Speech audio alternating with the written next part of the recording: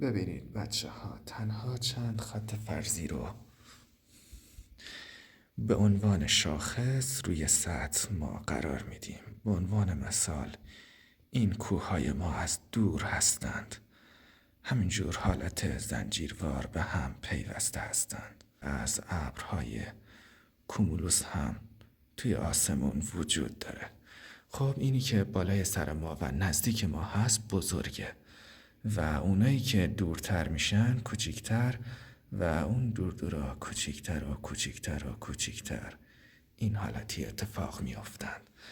بعد ما به عنوان یک تپه شیبدار اینجا این خط رو ادامه میدیم به این سمت و بعدش هم در بعد نزدیک بوته ها و بافتی از سنگ ها، خاک و حالا درختایی که در اون نزدیک وجود دارن اتفاق میفته و همینجور بوته ها کوچیکتر و کوچیکتر میشن و تا اینکه دور میشن. و حالا تنها یکم از این رنگ های آبی گوگردی برمیداریم و خیلی کم قرمز با اون قاطی میکنیم. قرار رنگ آسمون رو بسازیم. این بار رنگ آسمون آبی نسبتاً بنفش هستش، نه زیاد، خیلی کم. بعد این رنگ رو با یه تکه فوم ساده برمیداریم و روی سطح شروع به کار کردنش میکنیم. خب باید بگم اینجا نقاشی میکشیم، اشتباه میکنیم و از اشتباهاتمون درس میگیریم و یاد میگیریم که چجوری بکشیم. خب حالا که اینجاها رو از رنگ پر کردیم با یک دستمال ساده که اینجوری لای دستمون رو گیر انداختم، این رنگ ها رو به صورت سطحی شروع به محو و مات کردن میکنیم. حالا بچه ها با یه تیکه پلاستیک و پنبه‌ای که در آن قرار دادیم شروع به مات کردن رنگ ها میکنیم. سعی کنید با چرخش دست رنگ ها رو خوب مات کنید و اونا رو تحت کنترل خودتون در بیارید. میبینید همینجور آروم آروم همه جا رو محو و مات کنید و اینجا و اینجا، اینجا و اینجا. حالا با یک دستمال ساده که اینجوری تا زدم اونو خیلی آروم روی سطح بکشید. سعی کنید ابرهای سیروس ارتفاع دار رو ایجاد کنید. خب این ابرها شبیه به پر هستند توی آسمون. اونا سایه ندارن و نور خورشید ازشون عبور میکنه. تقریبا شبیه به رشته های باز شده یا الیاف ابریشم میمونن. شبیه به پر، سبک. خب همینجور جا تا جاش مثل حالتی که روی باد سوار شدن بکشید. یکم جهت داشته باشن، انگار که از اون سمت دارن میرن به این سمت.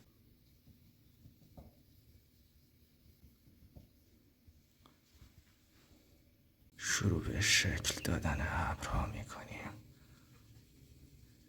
به همین شکل این دستمال رو روی سطح بمالونید و رنگ ها رو به خودش جذب میکنه.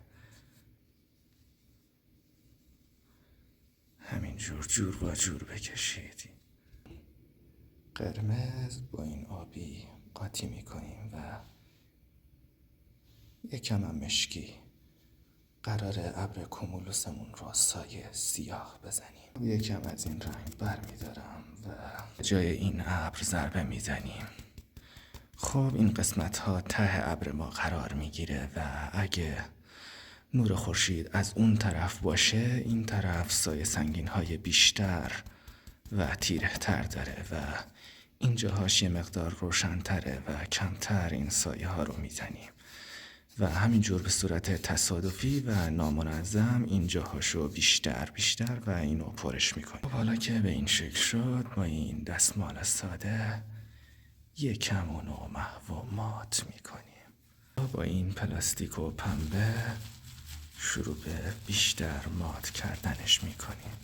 میبینید آروم آروم داره شبیه به ابر میشه.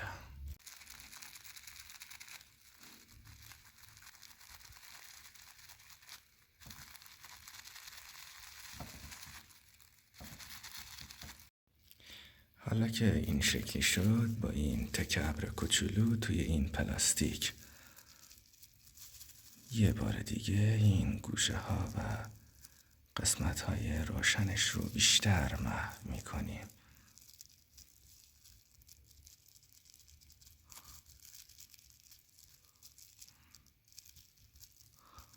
و اینجوری سایه میزنیم.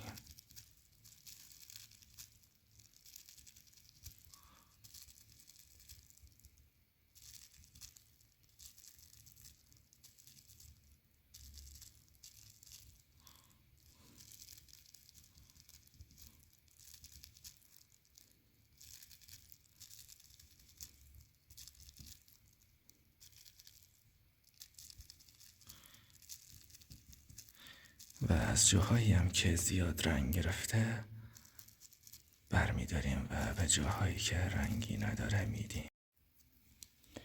و یکم هم از همین رنگ ها. خب این قسمت ها رو به صورت تصادفی چند لکه ابر ایجاد میکنیم.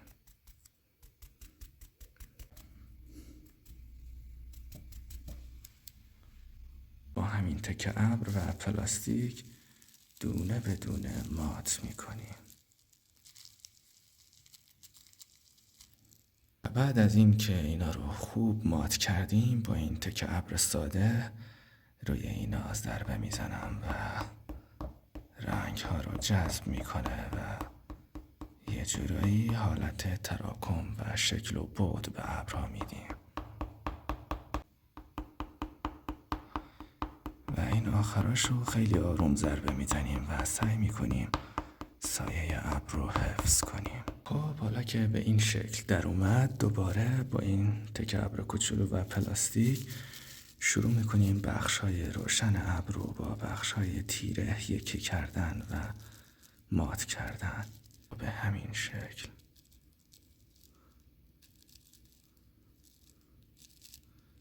شروع به مات کردن میکنیم.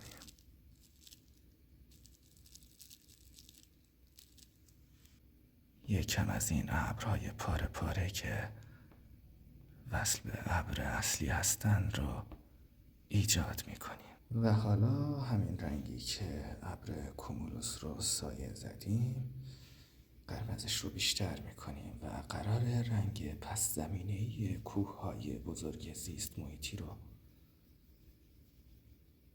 بسازیم. خیلی آروم این رنگ رو با یه تکه فوم 5 سانتی روی سطح کار میکنیم. اونجا، اینجاها و همه جاشو سعی میکنیم از این رنگ پر کنیم. خب همه جاشو ضربه بزنید و از اون جاهایی که رنگ بیشتری گرفته به اون جاهایی که رنگ کمتری گرفته اضافه میکنیم و سعی میکنیم همه جاشو یک دست کنیم. حالا تنها با همین پلاستیک و پنبه شروع به مات کردن این رنگ ها میکنیم. اما قرار این رنگ پس زمینه‌ای ما باشه و حسابی همه جاشو مات کنید و این حالت رو از بین ببرید، چون قراره روی این رنگ دوباره رنگی کار کنیم. در نهایت سعی میکنیم که همه جاشو خوب مات کنیم. حالا تنها یکم آبی با همین رنگ قبلی قاطی میکنم و قرار کوهمون رو سایه بزنیم. یکم رنگ ور میداریم، رنگ سایه ها. خب از وسط های کوه شروع کنید. همینجور حالت های مختلف. توی ذهنتون تصور کنید که کجاها سایه اتفاق میافته. اون جاها رو بیشتر و جاهایی که سایه نیست خیلی کمتر از این رنگ ها استفاده کنید روی سطح و کار کنید. این کوه رو سایه میزنیم. خب همش دائما سعی کنید که ببینید دهنه ها چجوری شکل میگیرن. این کار رو انجام بدید. خب پایینش رو یه مقدار بیشتر من این کار رو انجام میدم. خب یه دهنم از اینجا اینجوری میاد و اینجوری سایه میخوره و یه دونه دیگه هم اینجاست، اینجوری. خب حالا که به این شکل شد شروع به مات کردن رنگ ها میکنیم.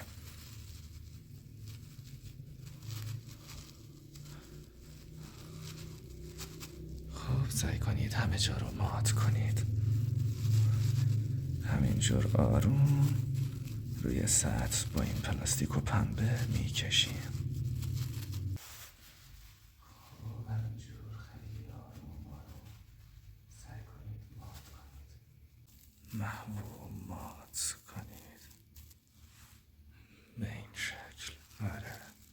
و حالا آروم آروم با این ابر گوش که روی سطح خود شیار داره و یه تیکه دستمال کاغذی خیلی آروم آروم سعی میکنیم که کوهمون رو جهت بدیم و اینو آروم آروم فشار میدیم، رنگ ها رو جذب میکنه و سایه سفید میزنه و حالتی از دهنه ها رو ایجاد میکنیم. خب مثلا اینجا به این شکل و اینجا به این شکل و اینجاها رو به این شکل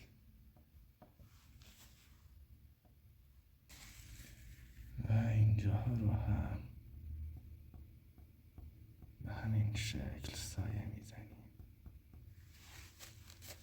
خیلی آروم این کار رو انجام بدید.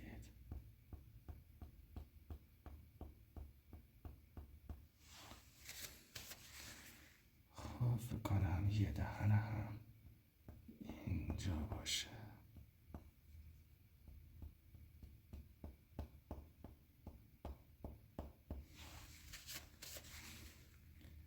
و اینجا هم همینطور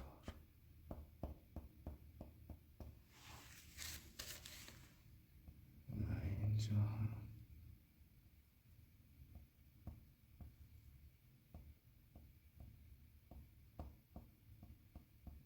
به این شکل و حالا اینجا.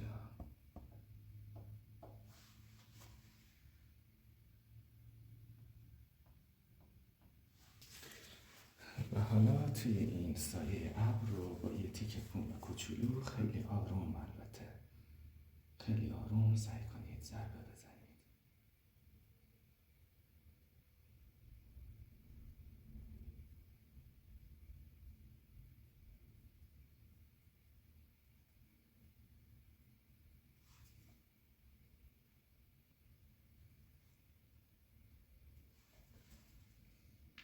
سعی کنید همون مسیر رو دنبال کنید و کوه ها رو شکل بدید.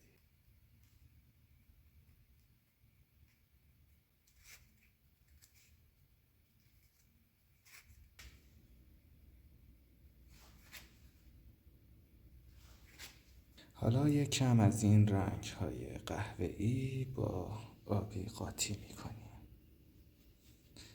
با همین رنگ هایی که برای ساختن کوه ها ساختیم.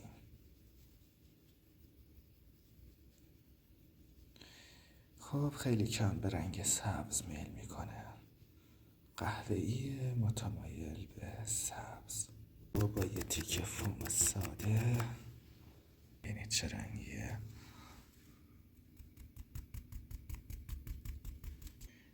خب به همین شکل ضربه میزنیم و پر میکنیم. خب این قسمت قراره اون دامنه هایی که متصل به کوه ها هستند از دور شکل بدیم.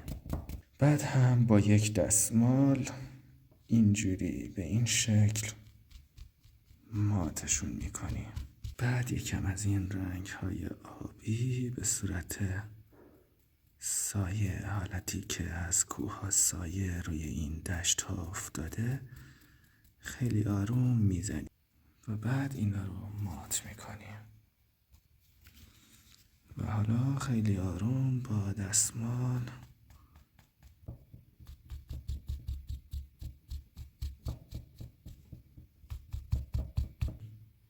مشکی و یک کمم از این آبیا، یک کمم از همین رنگ سبز متمایل به قهوه‌ای که برای پوشش گیاهی ساختیم برای دامنه های از دور. بعد هم با یه تکه فوم ساده از نوع تمیزش شروع به سایه زدن میکنیم. خب این دهنه اینجوری از اینجاها میاد و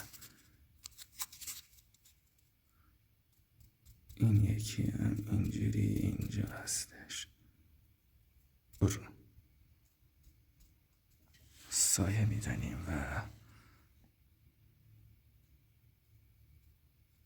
سعی میکنیم سایه ها رو ببریم اون دور دورا روی کوه ها و کوچکترشون کنیم.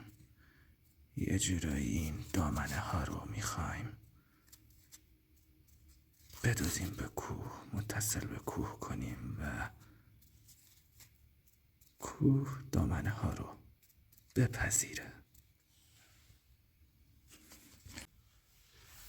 و حالا یک دستمال ساده رو آغشته به حلال رنگ میکنیم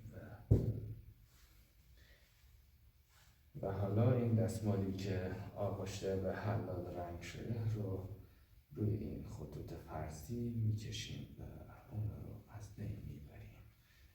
قرار دیگه بعد نزدیک رو کار کنیم و خب یک کم از این رنگ های نارنجی خاکی و قهوه‌ای رو با هم قاطی میکنیم. با این تکه فوم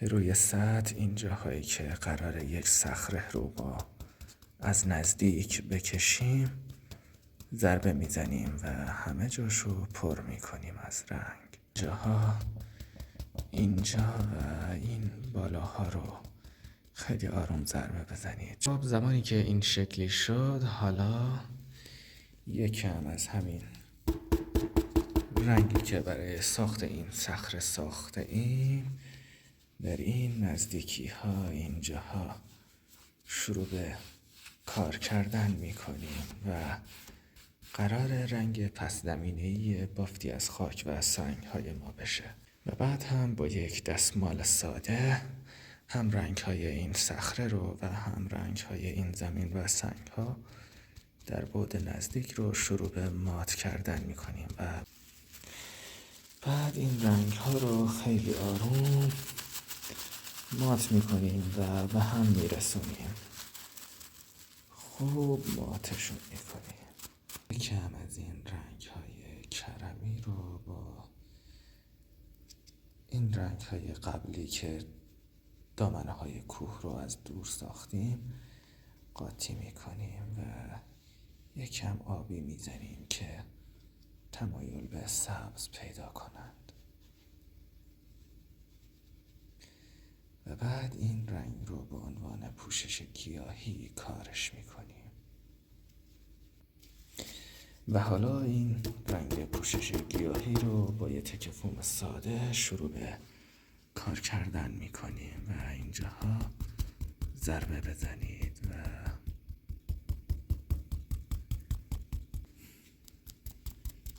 خب اینجاها یکم حالت بوته اتفاق میفته.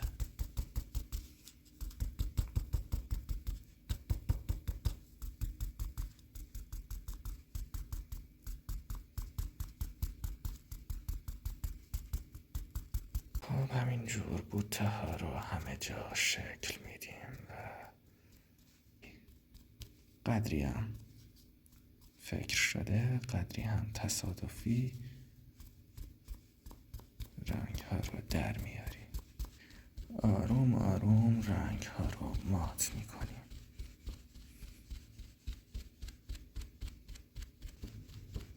و یکم هم اینا رو روی این دامنه ها هم میکشیم. خیلی کم و محدود. از این رنگ های تیره خیلی آروم یکم پهنشون میکنیم و بعد از این رنگ های مشکی بر می داریم و اینجا این صخره رو قراره سایه سیاه بزنیم. خب از این رنگ ها، البته این بالاهاش یه مقدار نزدیک به هم و کوچیک و این پاییناش یه مقدار خطای مشکی رو درشتر و بزرگتر کار میکنیم و قرار صخره ها رو سایه بزنیم. و حالا با این دستمال ساده شروع به مات کردن این رنگ های تیره برای این صخره میکنیم.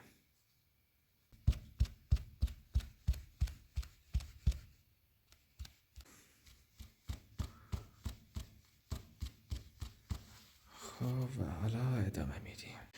خب زمانی رنگ ها مات شدن، با این تکه ابر سه گوش ساده شروع میکنیم جای سنگ ها رو در آوردن و شکل دادن.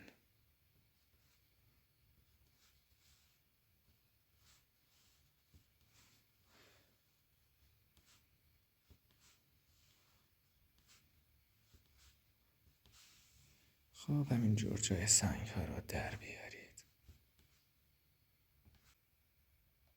سایه بزنید و اونا رو در بیارید.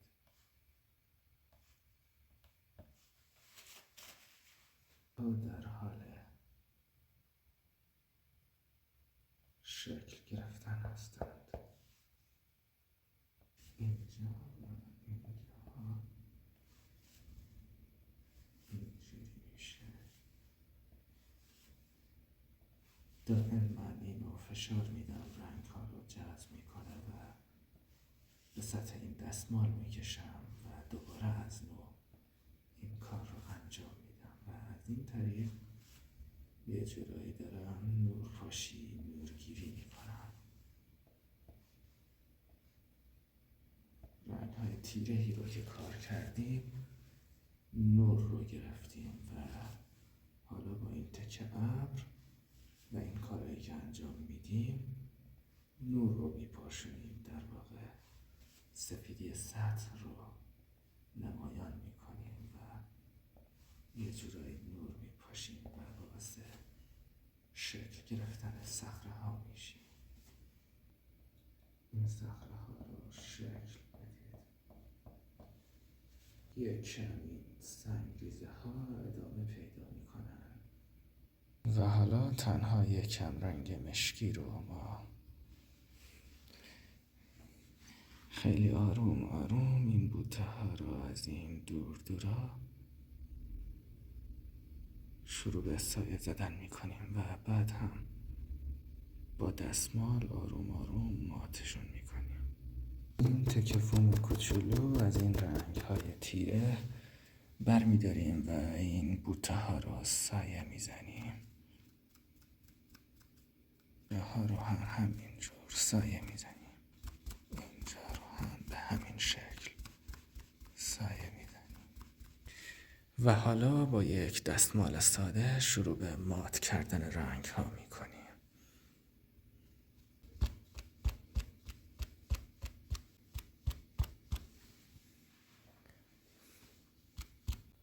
یک کم هم رنگ تیره بر میداریم و اینجا قراره تعدادی سنگ وجود داشته باشن، پس اونا رو سایه میزنیم و شکل میدیم.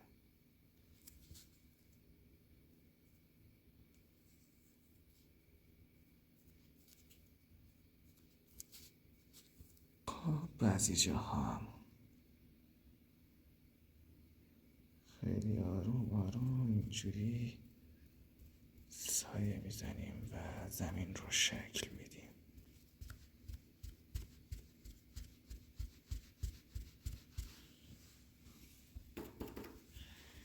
و یه دونه سنگ بزرگ هم اینجا، حسابی بزرگ. و حالا آروم آروم با این تک ابر سگوش روی این سنگ فشار میدیم.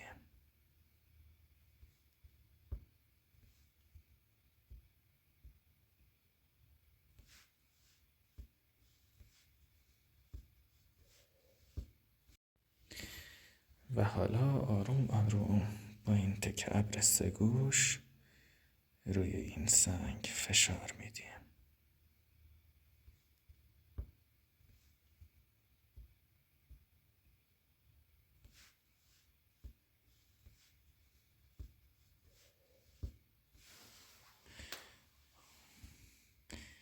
و روی این هم همینطور.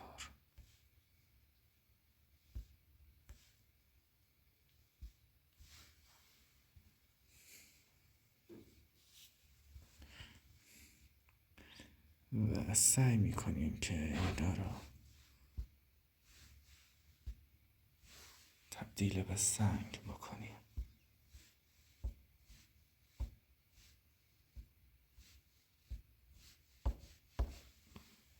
میبینید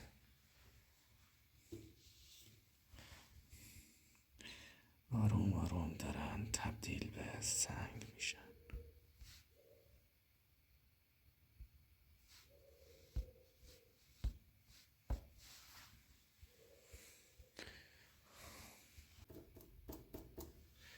خب یکم از این رنگ های تیره اینجا کار میکنیم. میخوایم یه درخت بکشیم.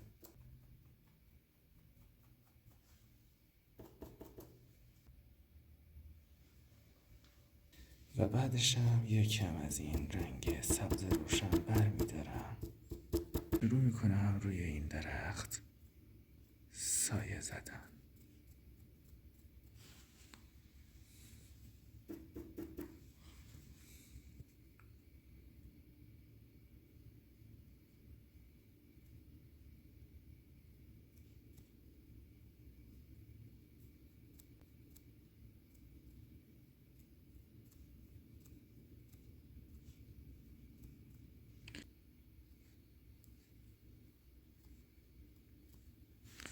خب کافیه دیگه. خب این نقاشی هم به پایان رسید و کوههای زیست محیطی بزرگ، آسمونی و ابری، ابرهای سیروس، ابرهای کومولوس و پوشش گیاهی مراتع و یک تک درخت سبز که حالا میتونه بنه باشه یا درختایی که شبیه بنه هستن یه مقدار بزرگتر، بلوط و یه صخره از نزدیک و پوشش گیاهی، همه چی رو کشیدیم. امیدوارم از این نقاشی هم لذت برده باشید و تا نقاشی بعد حسابی مواظب خودتون باشید. بدرود.